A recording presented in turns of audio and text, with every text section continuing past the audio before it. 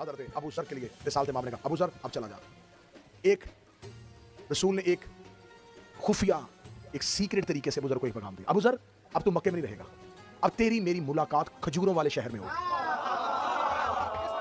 کھجوروں والے شہر میں ہوگی. حضرت ابو ذر چلے گئے. رسالت مآب نے جب ہجرت کر کے مدینہ پہنچے ہیں تو پھر حضرت ابو ذر جو ہیں وہ مدینہ پہنچتے ہیں. حضرت ابو ذر مدینہ پہنچے. حضرت ابو ذر جب مدینہ پہنچتے ہیں تو ایک جنگ ہوئی تھی اسلام میں جسے جنگ تبوک کہتے ہیں. جنگ نہیں پڑھنی, صرف اس میں سے حضرت ابو ذر کا ایک واقعہ پڑھنا. جنگ تبوک میں یہ واحد جنگ ہے جس میں رسالت مآب سب کو لے کے گئے تھے سوائے علی کے, کیونکہ وہ جنگ ہونی نہیں تھی. رومن امپائرز کے ساتھ جنگ تھی اور انہوں نے جنگ کرنی نہیں تھی اور رسالت مآب نے واپس آ جانا تھا. تو اللہ کا حکم تھا کہ دشمنوں کی سازش ہے کہ جب مدینہ خالی ہو جائے تو پیچھے مدینے پہ حملہ کریں اور مدینے میں صحابہ کی عورتوں کو اسیر کر دیا جائے, بچوں کو غلام بنا دیا جائے تاکہ مدینہ جو اسلام کا کیپٹل بن گیا ہے اس کو ختم کر دیا جائے. تو رسالت مآب نے سب کو ساتھ لیا اور علی کو چھوڑ دیا. اتنی بے دلی کے ساتھ بندے اس جنگ پہ گئے تھے. یا رسول اللہ, علی فرمایا علی نہیں جائے گا. انہوں نے کہا وہ کون سی جنگ ہوتی ہے جس میں علی نہیں ہوتا.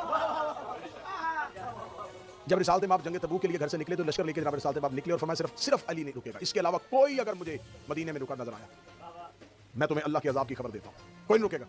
سب چلے. جب قافلہ رستے میں گیا تو لوگوں نے دیکھا کہ ابو ذر نہیں ہے. انہوں نے کہا بڑا اچھا موقع مل گیا رسول سے شکایت کرنے کا.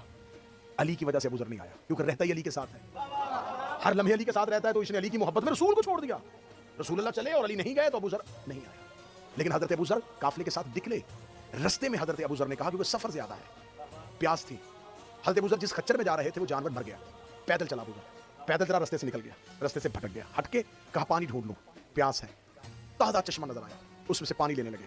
پیتے ہوئے ذہن میں خیال آیا کہیں نبی پیاسا نہ ہو, رسول پیاسے نہ ہو. فوراً چشمے وہی مشکیزے کا منہ تسمے سے باندھا اور پیدل مشکیزہ کاندھے پہ رکھا اور چل پڑے. رسول قافلہ لے کے آگے نکل چکے تھے. رستے میں جا کے قافلے نے پڑاؤ کیا. پڑاؤ کرنے کے بعد صحابہ نے یا رسول اللہ ابو ذر نہیں آیا, رہ گیا علی کے ساتھ. رسالت مآب نہیں بول رہے یا رسول اللہ کیوں نہیں بولتے, ابو ذر نہیں آیا. رسالت مآب پھر خاموش ہے. تھوڑی دیر کے بعد ایک گرد پھٹی. رسالت مآب نے فرمایا وہ دیکھو میرا ابو ذر آ رہا ہے, وہ دیکھو میرا ابو ذر آ رہا ہے. رسالت مآب کے دنیا سے جانے کے بعد مجھے, کیونکہ اب مجھے سامنے گھڑی میرے سامنے ہے اور مجھے ایک ایک مجلس ایک ایک صحابی پہ پڑھنی ہے. حضرت ابو ذر نے نبی کے جانے کے بعد علی کی ولایت پہ ایسی ایسی گواہیاں دی ہیں.